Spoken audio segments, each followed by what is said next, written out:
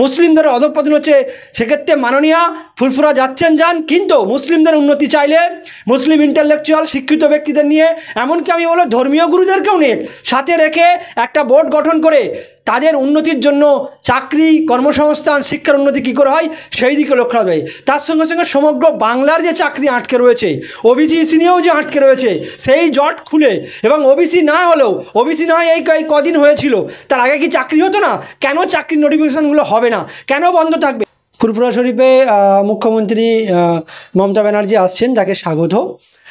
বিষয় হচ্ছে ফুরফুরা শরীফে উনি যাচ্ছেন সম্ভবত সামনেই নির্বাচন, মানে আর 10-11 মাস, মানে 10 মাসই ধরা যায়, নির্বাচনে সব কিছু ঠিক হয়ে যাবে, দিনক্ষণ সব কিছু ঘোষণা হয়ে যাবে, আর 10 মাস হাতে বাকি আছে। এবং সামনেই মুসলিম কিছু বিষয় নিয়ে শুভেন্দু অধিকারী যেভাবে মুসলিমদের মধ্যে হিংসা, ঘৃণা ছড়াচ্ছে, এবং সম্প্রতি সেই বিষয় নিয়ে আমরা দেখেছি অনেকটা ব্যাকফুটে তৃণমূল কংগ্রেস মুসলিমদের দিক থেকে বারবার হিংসা ঘৃণা ছড়াচ্ছে, মুসলিমদেরকে জেহাদি, আতঙ্কবাদী দল বলছে, আতঙ্কবাদী বলছেন, এবং সবাইকে মুসলিমদেরকে জেহাদি বলছেন, এবং এমনকি মুখ্যমন্ত্রী মমতা ব্যানার্জিকেও জেহাদি বলছেন। সেই ক্ষেত্রে অনেকটা ব্যাকফুটে তৃণমূল কংগ্রেস, সেটা হচ্ছে বিজেপির বিরুদ্ধে কোনো রকম পদক্ষেপ নিচ্ছে না, বিশেষত শুভেন্দুর বিরুদ্ধে কোনো রকম পদক্ষেপ নিচ্ছে না।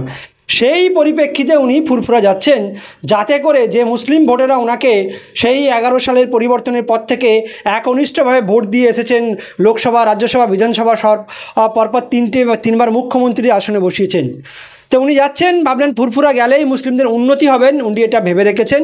ভেবে রাখারই কথায়, যেহেতু আমরা মুসলিমদের লিডারের মুখ বলতে তোহা সিদ্দিককে বুঝি, মুসলিমদের তীর্থস্থান বলতে ফুরফুরা শরীফকে বোঝানো হয়, এটা কিন্তু ভুল। মুসলিমদের ধর্মীয় বিষয় আর রাজনৈতিক বিষয় দুটো আলাদা। সেটা বিজেপি যেমন ধর্মীয়কে রাজনৈতিককে এক করে ভারতের বাতাবরণকে হিংসাত্মক দিকে নিয়ে গেছে, আর মুসলিমদের ধর্মীয় রাজনৈতিক বিষয় এক করাটা ভুল হবে। মুসলিমদের যদি উন্নতি চান মুখ্যমন্ত্রী মমতা ব্যানার্জি, তাহলে শিক্ষার উন্নতি করতে হবে, চাকরির উন্নতি করতে হবে। চাকরির উন্নতি শুধু আমি মুসলিমদের কথা বলবো না, সমগ্র বাঙালির উন্নতি করতে হবে। সমগ্র বাঙালির চাকরি হলে তাতে মুসলিমরা 30% আছে, মুসলিমদেরও চাকরির উন্নতি হবে। তো মুসলিমদের উন্নতি করতে গেলে বাংলার চাকরি দিতে হবে, পড়াশোনায় উন্নতি করতে হবে। এবং সেক্ষেত্রে আমরা দেখছি দিন দিন স্কুল কলেজগুলোতে ছাত্রছাত্রীর সংখ্যা কমছে। সম্প্রতি যে উচ্চ মাধ্যমিক চলছে, সেই উচ্চ মাধ্যমিকেই কিন্তু 3 লাখ ছাত্রছাত্রী কমেছে এই চলতি 2025 সালে। তার হিংসভাগ কিন্তু মালদা, মুর্শিদাবাদ থেকে আছেন, যে মালদা মুর্শিদাবাদে দু দশক ধরে শিক্ষার একটা বিপ্লব তৈরি হয়েছিল, সেই বিপ্লবের আবার ভাঁটা শুরু হয়েছে এই বিগত কয়েক বছর দেখতে পাচ্ছি। এবং তার বড় প্রমাণ 2025-এ উচ্চ মাধ্যমিকে 3 লাখ ছাত্রছাত্রী কমেছে। মুখ্যমন্ত্রী যদি মুসলিমদের উন্নতি চান, তাহলে শিক্ষা, চাকরি, কর্মসংস্থান এইগুলোর উন্নতি করতে হবে। যেটা আমরা দেখতে পাচ্ছি বিগত কয়েক বছরে চাকরি নাই, চাকরি শূন্য। সে শিক্ষক থেকে শুরু করে মেডিকেল লাইন এবং বিভিন্ন প্রশাসনিক লাইন, সর্বক্ষেত্রে নিয়োগ কিন্তু বন্ধ আছে। বিগত 4 বছর ধরে মেডিকেল, ডাক্তারি থেকে প্যারামেডিক্যাল, নার্স সব কিছু বন্ধ রয়েছে। এবং শিক্ষাক্ষেত্রে তো আমরা দেখতেই পাচ্ছি কয়েক বছরই বন্ধ রয়েছে। এবং বিগত যে কয়েক বছর যে কেস করার পরবর্তীতে যেসব চাকরিগুলো টুকটাক হচ্ছে, সেইগুলো হচ্ছে। বিগত নিয়োগ নেই, 13 বছর ধরে শিক্ষক নিয়োগ নেই।